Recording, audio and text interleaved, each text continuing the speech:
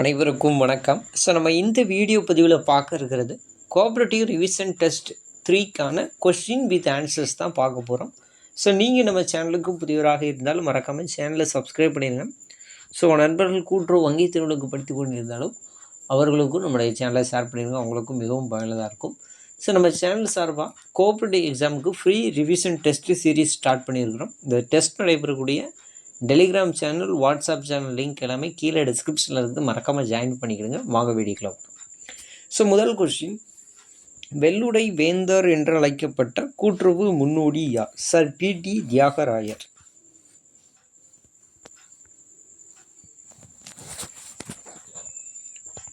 ஆயிரத்தி 1916 தென்னிந்திய நல உரிமைகள் சங்கம் துவங்க காரணமாக இருந்த கூட்டுறவு முன்னோடி யார்? சர் பி.டி. தியாகராயன். தென்னிந்திய நல உரிமைகள் சங்கம் அப்படின்னா நீதி கட்சி. தேடி வந்த முதல் மந்திரி பதவியை 1920 வேண்டாம் என்று உதறி தள்ளிய கூட்டுறவு முன்னோடி யார்?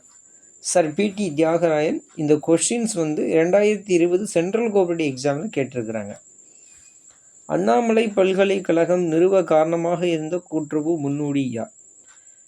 சர் பி.டி. தியாகராயர். யாருடைய அமைச்சரவையில் குமாரசாமி ராஜா அவர்கள் விவசாயத்துறை அமைச்சராக இருந்தார்? டி. பிரகாசம். விவசாயத்துறை அமைச்சர், தமிழ்நாட்டின் முதலமைச்சர், ஒடிசா மாநில ஆளுநர் போன்ற பல பதவிகளை வகித்த கூட்டுறவு முன்னோடி யார்? குமாரசாமி ராஜா. இந்த கொஸ்டின் 2020 டிசிசிபியில் கேட்டிருக்கிறாங்க. பூபதி ராஜா கூட்டுறவு கடன் சங்கம் தொடங்கப்பட்ட ஆண்டு 1920. ராஜபாளையத்தில் பால் கூட்டுறவு சங்கத்தை குமாரசாமி ராஜா பதிவு செய்த ஆண்டு 1943. குமாரசாமி ராஜா அவர்களின் கூட்டுறவு சார்ந்த செயல்பாடுகளை பாராட்டும் வகையில் மத்திய அரசு தபால் தலை வெளியிட்ட ஆண்டு 1999. ஒவ்வொரு மாவட்டத்திலும் கூட்டுறவு ஒன்றியங்கள் அமைக்க காரணமாக இருந்த கூட்டுறவு முன்னோடி யார்? நடேசன். நடேசன் பெயரில் சென்னை கூட்டுறவு மேலாண்மை பயிற்சி நிலையம் துவங்கப்பட்ட ஆண்டு 1954. சேலம் மேச்சேரியில் 1934 ஆண்டு கூட்டுறவு கால்நடை அபிவிருத்தி சங்கத்தை நிறுவியவர் கே.ஏ. நாச்சியப்பன். மிஸ்ரா தலைமையிலான கூட்டுறவு பயிற்சி தொடர்புடைய குழுவில் இடம்பெற்ற கூட்டுறவு முன்னோடி யார்? ராஜகோபால்.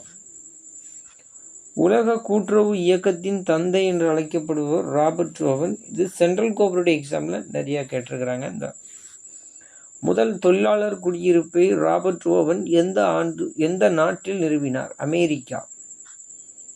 எ நியூ வியூ ஆஃப் சொசைட்டி என்ற நூலை எழுதி வெளியிட்ட கூட்டுறவு முன்னோடி யார்? Robert oven. இந்த கொஸ்டின்ஸ் அடிக்கடி எக்ஸாம்ஸில் கேட்பாங்க. உலகின் முதல் தொழிலாளர் குறிப்பை வெளியிட்ட கூட்டுறவு முன்னோடி யார்? Robert oven. இது சென்ட்ரல் கோஆப்ரேட்டிவ் எக்ஸாமில் அடிக்கடி இந்த கொஸ்டின்ஸ் கேட்பாங்க. ராபர்ட் ஓவன் எந்த பகுதியில் பிறந்தார்? நியூட்டன். சார்லஸ் போரியர் எந்த நாட்டை சார்ந்த கூட்டுறவு முன்னோடி? பிரான்ஸ்.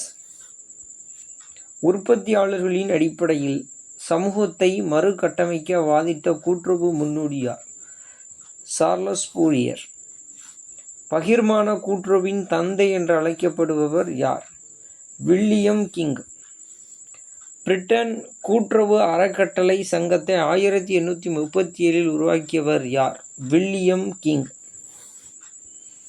ஏழை மக்களின் மருத்துவர் என்று அழைக்கப்பட்ட கூட்டுறவு முன்னோடி யார்? William king. உலகின் முதல் நகர கூட்டுறவு கடன் சங்கத்தை நிறுவியவர் யார்? சூல்ஸ்.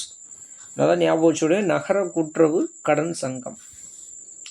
செருப்பு தயாரிக்கும் தொழிலாளர்கள் நலனை கருதி சூல்ஸ் எந்த ஆண்டு நகர கூட்டுறவு சங்கத்தை தொடங்கினார்? 1849. புருசியா கூட்டுறவு சட்டத்தை எழுதி 1867 வெளியிட்டவர் யார்? சூல்ஸ்.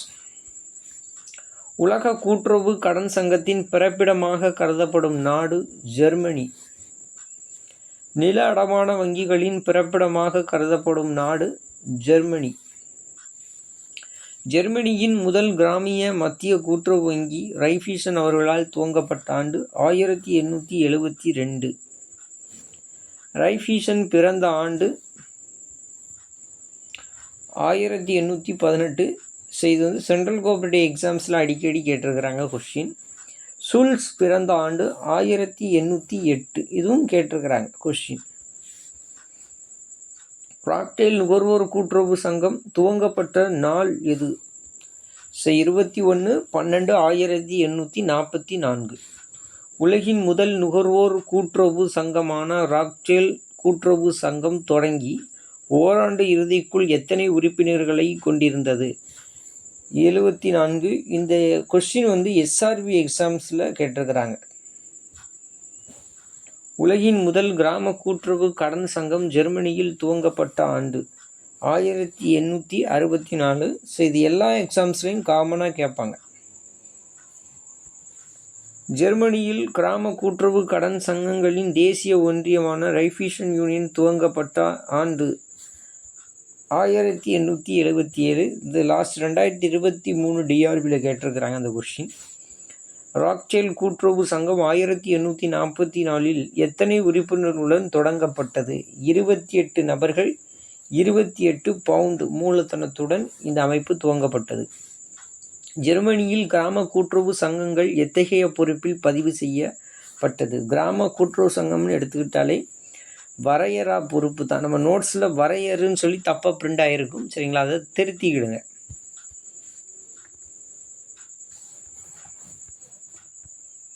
உலகின் முதல் கூட்டுறவு சங்கம் எது? பென்விக் நெசவாளர் கூட்டுறவு சங்கம், ராக்டேல் முன்னோடிகள் கூட்டுறவு சங்கம். இந்த கொஸ்டினை பொறுத்தளவில் உங்களுக்கு ஆப்ஷன் எப்படி கொடுத்துருக்குறாங்களோ அதை பொறுத்து ஆன்சர் கொடுங்க, சரிங்களா? ஆப்ஷனில் பென்விக் நெசவாளர் கூட்டுறவு சங்கம்னு மாத்திரம் கொடுத்துருந்தா அதுதான் முதல் சங்கம், சரிங்களா? அது கொடுக்காம ராக்டேல் முன்னோடிகள் கூட்டுறவு சங்கம் கொடுத்துருந்தாங்கன்னா அதுதான் ஆன்சர். அதை தெளிவாக பார்த்து அட்டன் பண்ணுங்கள். ஜெர்மனியில் முதல் காப்பீட்டு கூட்டுறவு சங்கம் உருவாக்கப்பட்ட ஆண்டு 1881. கூட்டுறவு அமைப்புகளை ஒழுங்குபடுத்துவதற்காக இரண்டாவது கூட்டுறவு சட்டம் ஜெர்மனியில் இயற்றப்பட்ட ஆண்டு 1889. முதல் சட்டம் 1867 இயற்றப்பட்டிருக்கும். அதில் உள்ள குறைபாடுகள் எல்லாத்தையும் நீக்கி 1889 புதிய சட்டம் இயற்றப்பட்டிருக்கும். ராக்டேல் முன்னோடிகள் கூட்டுறவு சங்கம் லாபகரமாக செயல்பட முக்கிய காரணம் என்ன? ரொக்க விற்பனை தான். அங்கே பணம் கொடுத்து தான் பொருள் வாங்க முடியும். அதனால் அந்த சங்கம் வந்து லாபம் நிறையா கிடச்சிது, நிறையா ஈட்டுருது. இங்கிலாந்தின் முதல் கூட்டுறவு காப்பீட்டு சங்கம் தொடங்கப்பட்ட ஆண்டு 1867. இங்கிலாந்தின் CWS கோஆபரேட்டிவ் ஹோல்சேல் சொசைட்டி என்று அழைக்கப்படும் மொத்த கூட்டுறவு விற்பனை சங்கம் தொடங்கப்பட்ட ஆண்டு 1863. இங்கிலாந்து நாட்டின் முதல் பால் கூட்டுறவு பண்ணை உருவாக்கப்பட்ட ஆண்டு 1889. வேளாண் கூட்டுறவு தாயகமாக கருதப்படும் நாடு இது? டென்மார்க்.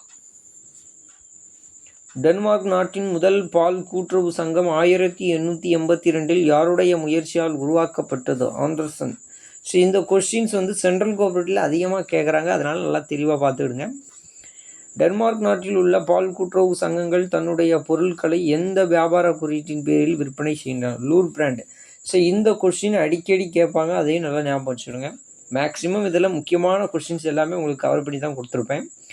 டென்மார்க் நாட்டின் முதல் முட்டை ஏற்றுமதி சங்கம் தொடங்கப்பட்ட ஆண்டு 1895. டென்மார்க் நாட்டின் இறைச்சி ஏற்றுமதி சங்கம் தொடங்கப்பட்ட ஆண்டு 1887. கோ என்ற பெயரில் கூட்டுறவு சங்கங்கள் எந்த நாட்டில் தொடங்கப்பட்டது அப்படின்னா ஜப்பான். ஜப்பான் நாட்டின் 1932ஆம் ஆண்டு மீனவர் கூட்டுறவு சட்டத்தில் உள்ள குறைபாடுகளை நீக்க எந்த ஆண்டு புதிய சட்டம் இயற்றப்பட்டது அப்படின்னா 1948. தற்போது அந்த சட்டம் தான் நடைமுறையில் இருக்குது. ஜஸ்ட் இன் டைம் என்ற உற்பத்தி முறையை கூட்டுறவு அமைப்புகளில் நடைமுறைப்படுத்திய நாடு ஜப்பான்.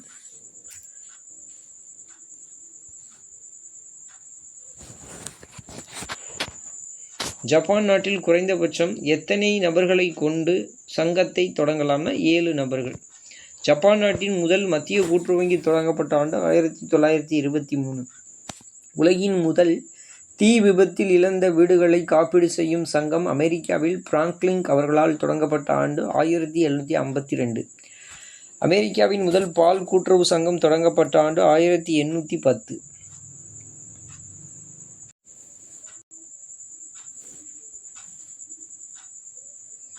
அமெரிக்காவின் முதல் சுகாதார கூட்டுறவு அமைப்பை 1929 துவங்கியவர் யார்? Doctor Michael Abraham Shadid. ருசாட்டி எந்த நாட்டை சார்ந்த கூட்டுறவு முன்னோடி ஆவார்னா இத்தாலி.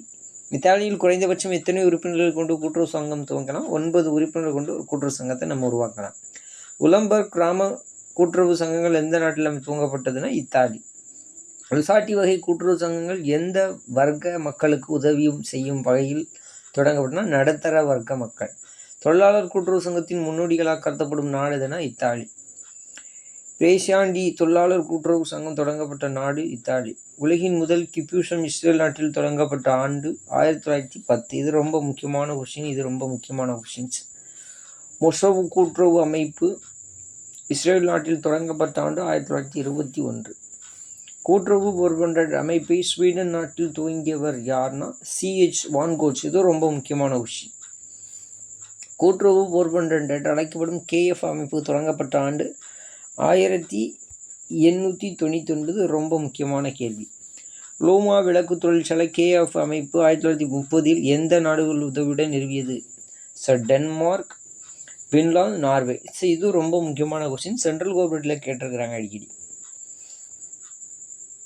அடக்கம் செய்வர்களுக்கான முதல் கூட்டுறவு சங்கம் எந்த நாட்டில் தொடங்கப்பட்டது? ஸ்வீடன்.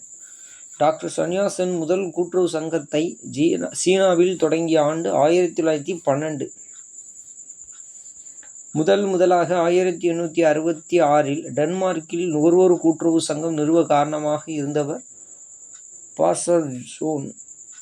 பெரிய விவசாயிகளுக்கு கடன் வழங்குவதற்காக கூட்டுறவு சங்கங்களை புனரமைத்த ஜெர்மானியர் யார்? Doctor has. கிராமிய கடன் கூட்டுறவுகளின் ஊக்குவிப்பாளர் யார்? ரைஃபீஷன். உள்நாட்டு விவசாய சங்கம் பெற்ற கட்டுரையை வெளியிட்டவர் சார்லஸ் ஃபோரியர்.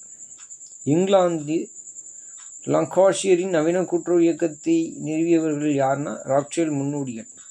ரைஃபீசன் மற்றும் சூல்ஸ் இருவரும் இணைந்து கூட்டுறவு சங்கத்தை தொடங்கிய ஆண்டு 1862.